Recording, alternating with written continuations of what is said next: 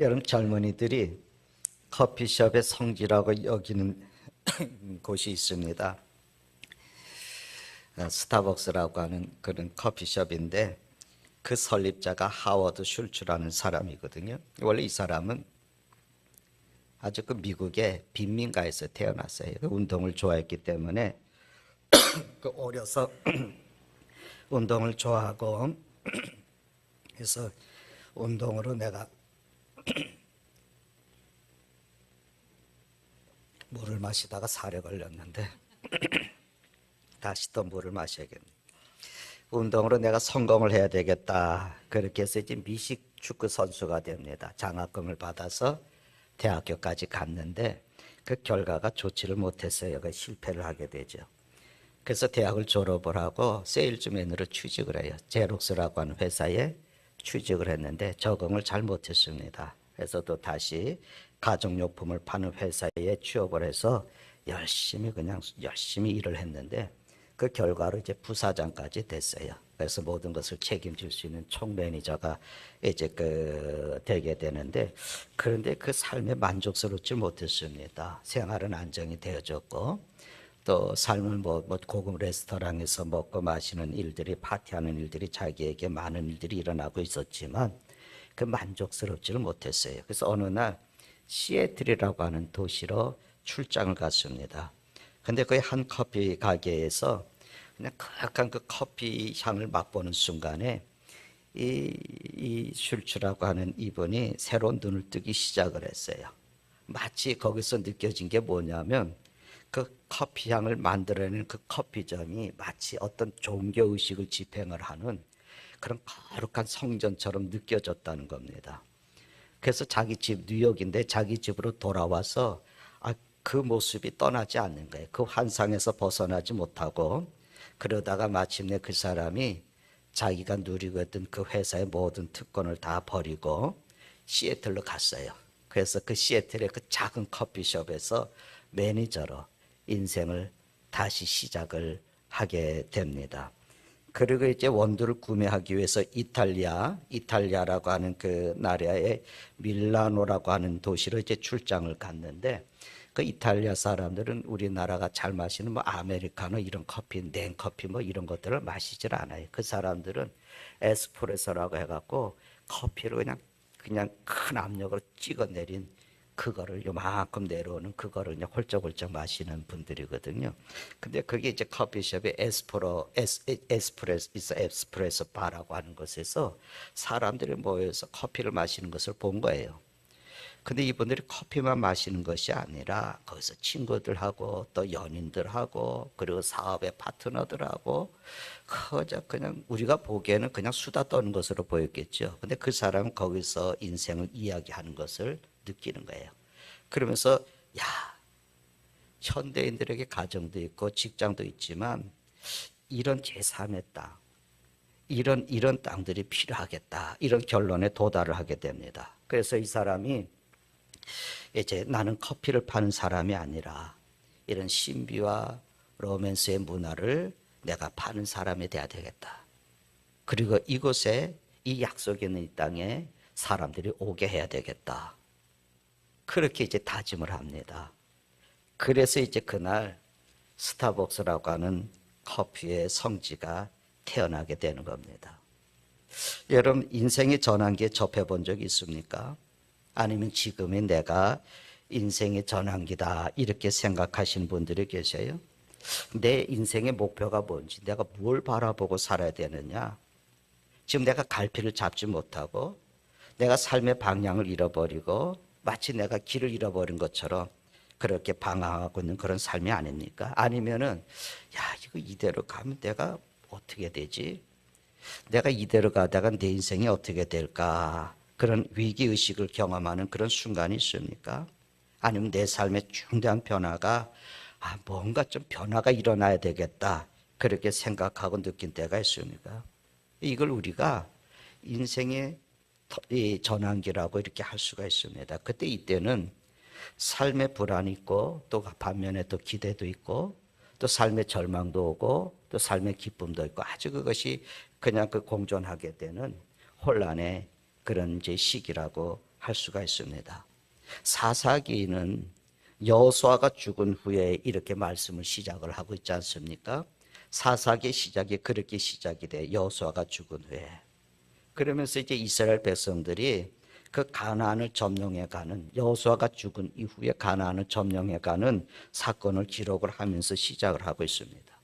모세의 뒤를 이어서 이스라엘 백성들이 이끌어서 하나님께서 약속하신 그 가나안 땅에 들어와서 그 다 땅들을 점령을 하고 또 땅들을 각 이제 그 지파마다 분배를 해주고, 그러고 나서 이제 이스라엘의 그 지도자인 여호수아가 죽었습니다. 그러니까 갑자기 어떤 이스라엘 백성에 있어서 그 구심점이 이제 사라진 거예요. 어떤 기대고 있었던 그 축이 무너져 내린 겁니다. 그래서 아니 이거 이제 어떻게 되지? 누구를 따르지? 이런 숱한 질문들, 이런 이제 물음들이 이스라엘 백성들 사이에서 이제 오가는 거죠. 어느 한순간 이스라엘 백성들은 삶의 방향을 상실해 버린 거죠. 근데 여러분, 이스라엘 성경은 우리에게 거울이라고 그러지 않습니까? 우리가 살고 있는 이 시대, 이 세계의 그림자가 사사기 시대라고 우리가 할 수가 있어요. 그러니까 지도자를 잃은 이스라엘처럼 이 시대에 우리도 개인적으로도 지도력의 부재와 지도력의 빈곤을 우리가 경험하지 않습니까? 우리나라도 그렇고.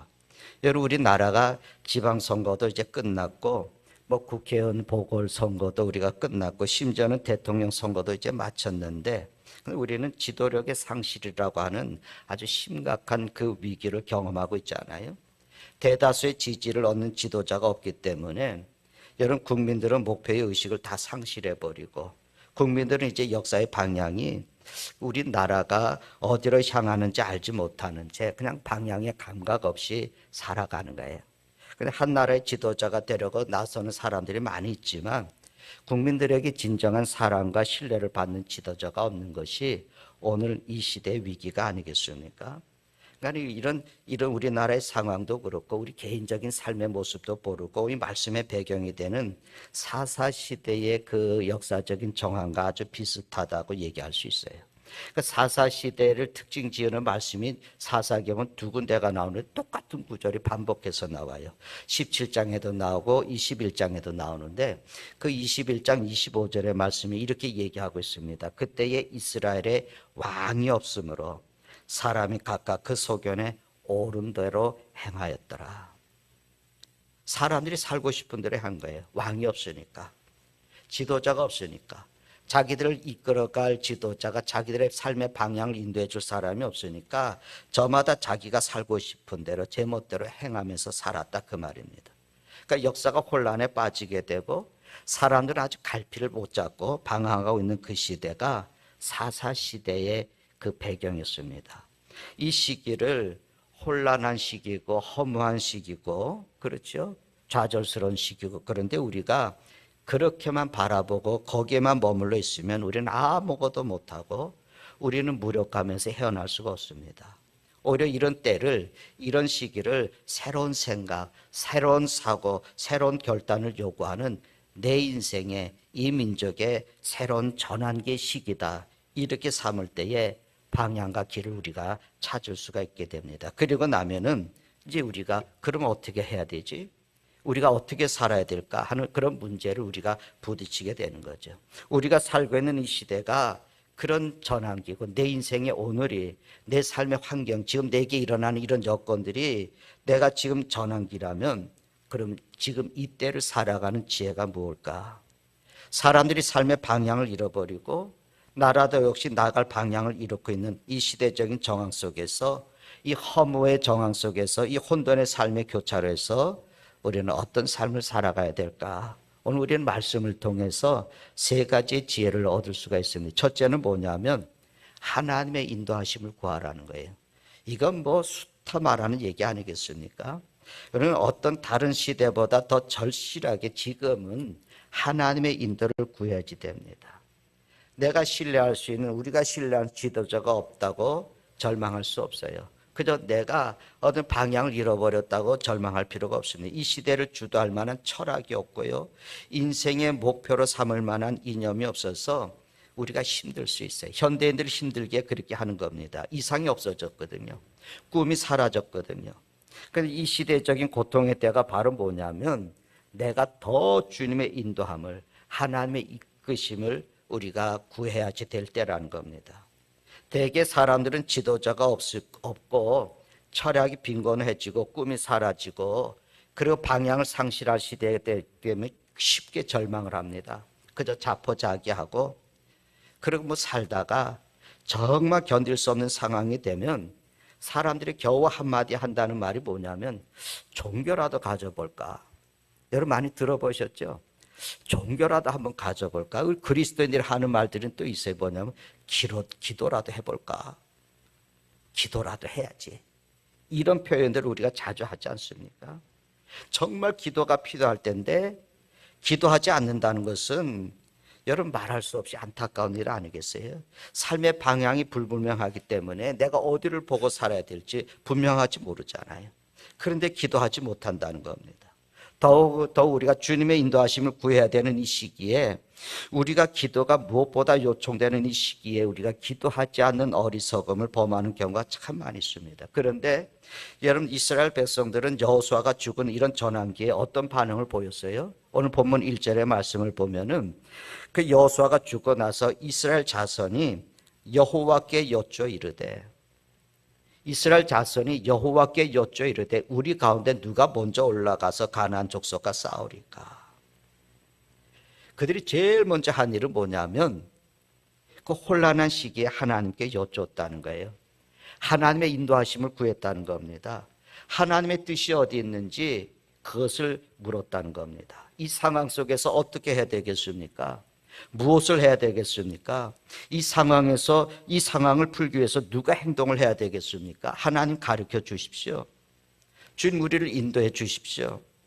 그러면서 하나님의 인도를 구하는 모습이 오늘 우리 첫 말씀에 나오고 있습니다. 그리고 하나님께서 응답을 하셨어요. 근데 하나님이 어떻게 응답하셨는지 성경에 기록이 나오지는 않잖아요. 그래서 우리가 알 수는 없어요. 그런데 그 당시에 이스라엘은 대제사장이 있었고 대제사장이 입는 예복이 에봇이라고 하는 게 있는데 거기에 이제 흉패를 가슴에다 달고 거기에는 우림과 둠밈이라고 하는 돌을 넣어놨어요. 그러니까 하나님의 응답을 받을 때 그거를 꺼내서 이제 응답을 받곤 했는데 어쩌면 이제 그렇게 이제 응답을 받았을지를 모릅니다. 성경은 그렇게 받았다고 얘기가 나오지 않습니다. 그러나 우리가 기억해야 될 상이 뭐겠습니까? 그들이 하나님의 뜻이 무엇인지를 하나님께 물었다는 거예요. 이게 중요해요. 그들의 마음대로 결정하고 일을 처지 하지 않았어요. 장로들이 다 모였고 우리 의논하자 어떻게 해야 돼 이것도 아니었습니다. 제일 먼저 하는 것이 뭐였냐면은 하나님의 뜻이 무엇이냐 하나님께 물었다는 거죠. 이스라엘 백성들은 인생의 갈림길에 섰을 때 자기의 판단 혹은 자기의 주관과 자기 생각에 의존해서 결정을 내린 것이 아니고 하나님께 나아갈 방향을 물었다는 거예요. 여러분 이것이 중요한 점이거든요. 여러분 성경에 보면 하나님의 사람들은 언제나 그렇게 살아갔어요. 하나님의 마음에 합했던 사람 다윗은 어떻게 했습니까? 여러분 사무엘상 23장 2절에 있는 말씀을 보면요. 이런 말씀이 계속해서 나요. 다윗이 여호와께 묻자와 이르되 다윗이 여호와께 묻자와 이르되 내가 블레셋 사람들을 치리까? 전쟁에 나가는데 블레셋과 전쟁을 하는데도 하나님 내가 가서 블레셋 사람을 칠까요? 이렇게 물었다는 거예요. 그러니까 다윗의 인생에는 이것이 계속해서 반복이 됩니다. 아마 다윗이 살아가는 인생의 가장 중요한 삶의 비결이 막 이거였을 거예요. 대단히 중요한 삶의 비결인데 주님의 뜻을 구하고 주님의 인도함을 언제나 구했던 사람입니다. 다윗의 전생애가 하나님 앞에서 합당한 사람으로 인정받고 살아갔던 그 모습이 바로 이런 것에서 나온 거거든요. 물론 다윗이 실수도 많이 했습니다. 그렇지만 그럼에도 불구하고 늘 하나님의 뜻을 묻고 하나님의 뜻을 따르고자 했습니다. 성도 여러분, 우리가 삶이 고통스럽고 혼미해서 앞이 보이지 않고 내가 어떻게 살아야 될지 무엇을 해야 될지 어떻게 처신해야 될지 모를 때 여러분 어떻게 행동하십니까? 그럴수록 우리는 더 주님 앞에 엎드려서 그분의 뜻을 물어야 돼요. 그렇게 묻고 계십니까? 아니면 지금 전 환경을 그저 내 생각과 내 이성적인 판단으로 살펴보고 그렇게 결정하고 행동을 하십니까? 여러분 한 시대의 고통과 혼란 앞에서 먼저 주님의 뜻을 물었던 신앙의 선조들의 이 지혜가 우리에게 필요한 거예요. 운전을 하시는 분들은 뭐 내비게이션이라는 말을 너무나 잘 알고 있지 않습니까? 이 내비게이션을 우리가 따라가면은 뭐 한 번도 가보지 않은 길이라도 무사하게 아주 안전하게 목적지까지 안심하고 이제 갈 수 있잖아요. 이건 엄청난 발명품이에요. 군대 이 무기를 만들면서 나온 것이 이제 민간에 온 것이 이제 그 내비게이션인데, 이 내비게이션이 없을 때 우리가 어떻게 방향의 길을 찾았습니까? 지도를 펴서 보면서, 그렇죠? 지형지물을 보면서, 그러면서 우리가 길을 찾아갔었거든요. 바다에서는 더 어려웠죠. 바다는 길도 없어요. 지형지물이 어디 있겠습니까? 그렇죠? 근데 바다에서는 어떻게 찾아갔겠어요? 바다에서는 여러분 그 밤에 변하지 않는 별이 하나 뜨잖아요. 북쪽에 별이 하나 이렇게 뜨지 않습니까? 그 북극성. 그게 흔들리지 않거든. 그건 변하지 않거든. 자리가 변함이 없는 거거든요. 근데 그거 별을 보고 찾아가는 거예요. 그 낮에는 볼 수 없으니까 그 북쪽에는 별만 가리키는 나침반을 만들어서 그것을 보고서 이제 방향을 정하고 가지 않습니까? 길을 잃지 않으려면은 그 눈동자는 하늘에 홀로 떠 있는 하나의 별, 그 별을 바라봐야만 됐습니다. 우리가 인생의 길을 버리지 않으려면은, 우리 주님 뜻에 합당한 삶을 우리가 살아가려면은 우리가 시선을 고정을 해야 되거든요. 그리고 하나님께 고정을 하고 그분의 인도하심을 따라서 우리가 하루하루를 살아가야 돼요.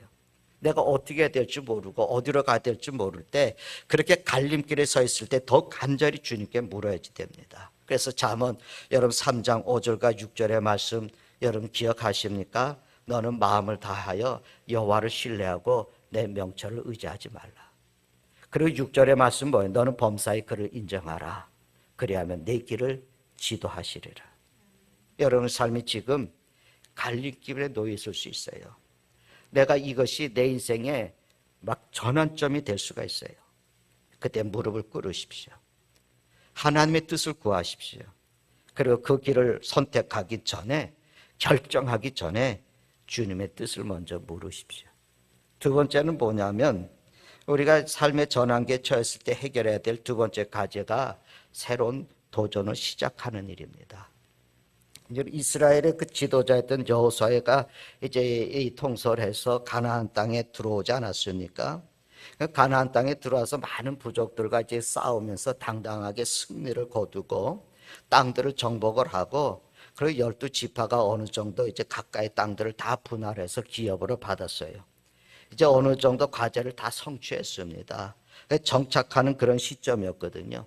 이제는 뭐 마음만 먹으면 더 이상 뭐 싸울 필요가 뭐 있느냐, 뭐 더 이상 싸우면서 고생할 필요가 뭐 있느냐, 그러면서 지금 그냥 사는 대로 살자, 이렇게 얘기할 수 있는 그런 시점입니다. 그런데 이스라엘이 바로 이와 같은 때에 싸울 것을 결의를 하는 거거든요. 다시 말씀을 드리면, 그들의 전환기에 그저 뒤로 물러나고 주저하는 기회로 삼지 않고 앞으로 전진해 나가는 기회로 삼습니다. 여러분, 대부분의 사람들이 삶에서 어떤 뚜렷한 성취감을 갖추지 못하는 가장 중요한 원인은 뭐냐면, 뭐 이대로 되지 않았어? 그저 그냥 현상 유지에 만족하려고 하는 그런 경향들이 있기 때문에 그래요. 뭐 살만한데 뭐 이대로 좀 편안하게 살지 뭐 힘들게 그렇게 또 해. 사고 방식이 더 이상 전진을 막는 거죠. 한계를 벗어나지 못하게 하는 거죠. 삶에서는 얻는 진정한 보람의 의미를 거둘 수가 없게 되는 거죠. 저는 정치학자가 아니기 때문에 정확하게 세상을 보는 정세가 분명하지는 않지만, 지금 중국이라고 하는 나라하고 러시아라고 하는 나라가 패권 국가가 되려고 그러거든요. 사실은 러시아라고 하는 나라가 우크라이나를 그냥 며칠 만에 싹 삼켜버리고 조금 또 있다가 또 다른 나라를 삼켜보려고 하는 그런 욕심이 있었는데 와르르 무너지고 말았죠. 자기들의 세상에 영향력을 끼치는 나라가 되려고 하는 그런 시도들을 하고 있는 거거든요. 그렇지만 제가 보기에는 그 나라는 절대로 패권 국가가 될 수 없다는 이유가 있습니다. 지금 미국이 많이 약해졌거든요. 그런데 미국이라고 한 나라 세상에 패권을 쥐고 있지만 커다란 미국이 생겨난 틀이 있습니다. 여러분 아시죠? 미국인의 꿈에는 있는데, 그 미국인의 꿈의 가장 이제 근본적인 건 뭐냐면 개척하는 정신이에요. 모험을 두려워하지 않는 거거든요. 늘 새로운 과제에 도전하는 거거든요. 그래서 계속해서 꿈을 창조해내는 생애, 이것이 미국이 세워지는 그의 꿈의 본질이거든. 그리고 자유주의입니다. 자유였거든. 그 또 하나가 우리가 잘 알고 있는 청교도의 정신이 있어요. 근데 이것이 무너지거든요. 미국에도 이것들이 무너져요. 그래서 미국이란 나라가 처해 있는 위기가 바로 그런 위기거든요. 그냥 경제적인 압박을 받으면서 점점 안으로 움츠러들죠. 그래서 미국이란 나라가 보호무역을 하지 않습니까? 우리가 다 살아야겠다고. 우리부터 살아야 되겠다고. 그래서 자꾸만 그쪽으로 모아가는 거예요. 그래서 세계 질서에서 차지하는 미국의 역할이 약해지니까 그 기회를 보는 겁니다. 눈앞의 이익만 급급해서 새로운 꿈을 포기해버리고 또 지표성 너머의 새로운 미래를 창조하려고 하는 그런 꿈들이 자꾸만 후퇴하는 거죠.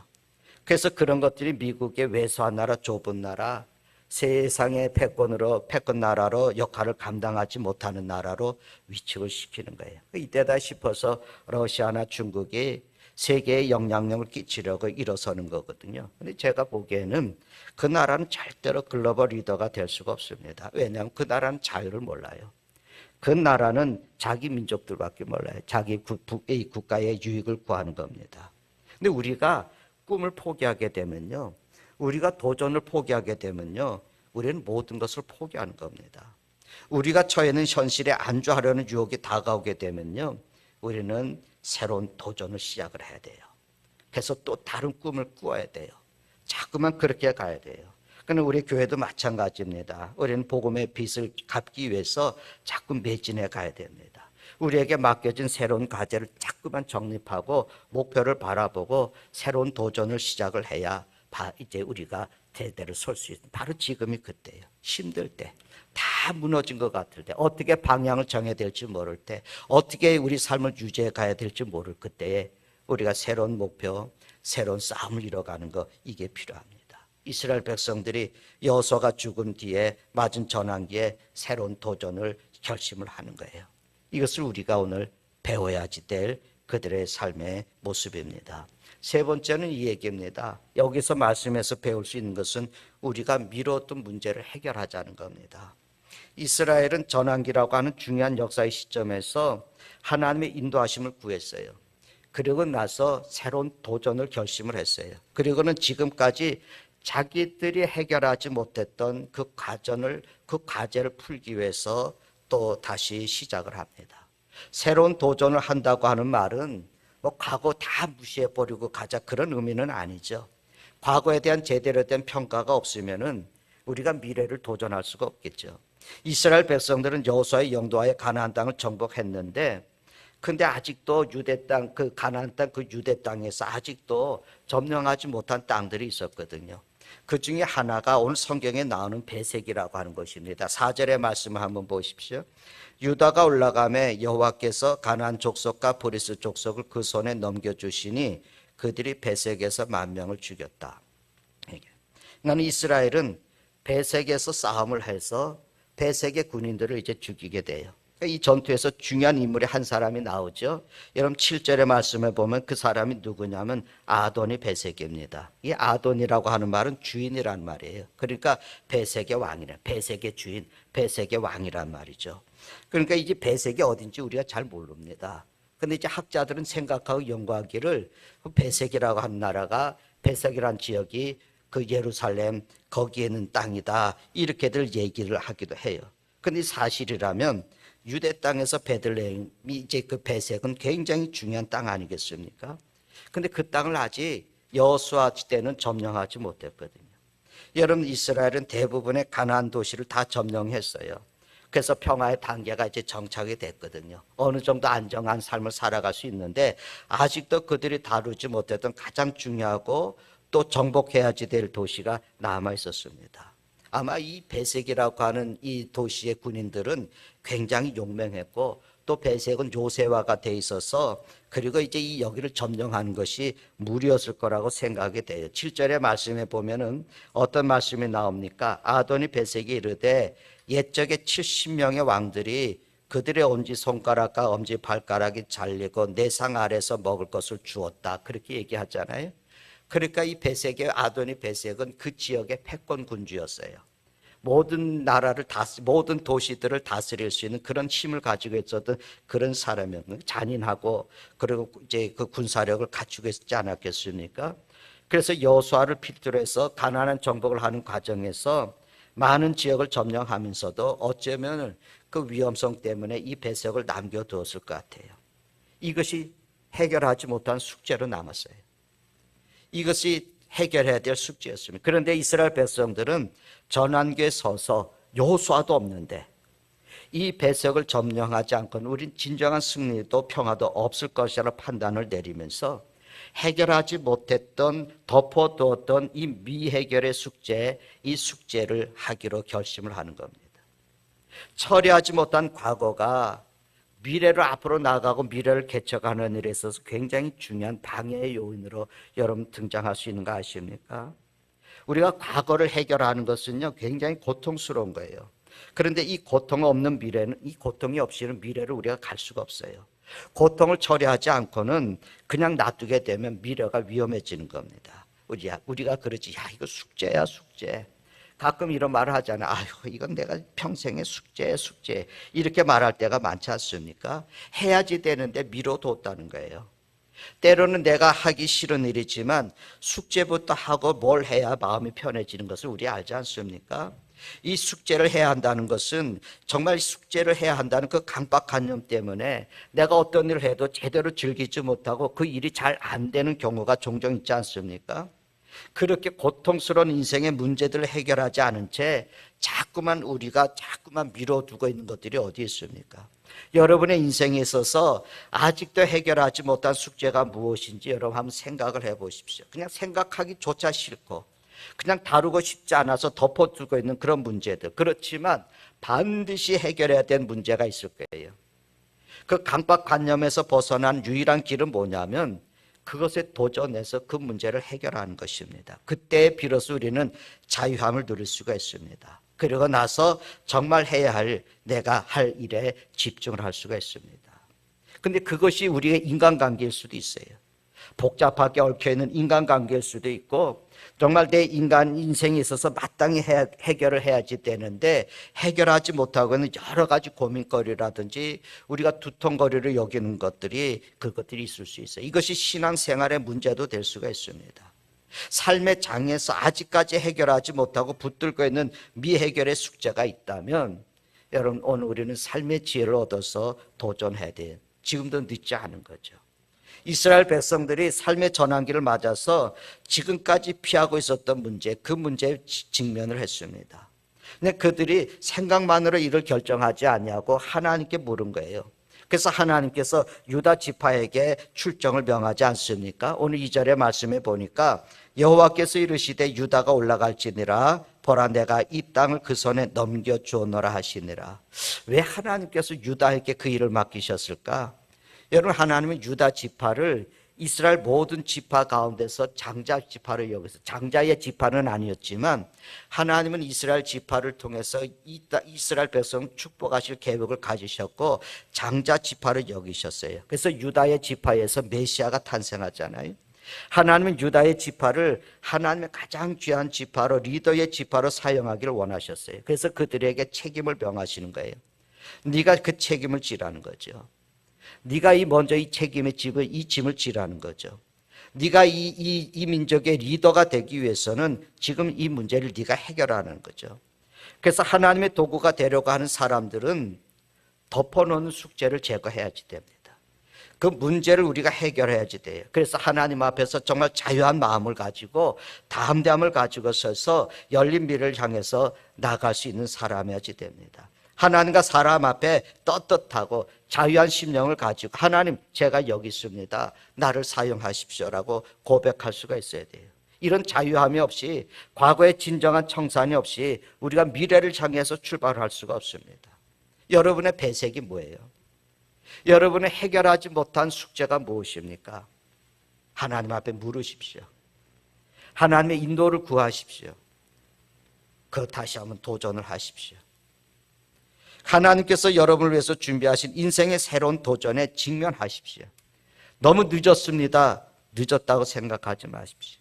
나는 나이가 많습니다. 그래서 여생을 안이하게 보내려고 하지 마십시오. 갈렙이 나이 85세에 그날에 여수 앞에서 그날에 45년 전에 하나님이 모세를 통해서 약속하신 그 땅, 내가 밟는 땅을 다 내게 주겠다고 하신 그 땅 내게 주십시오.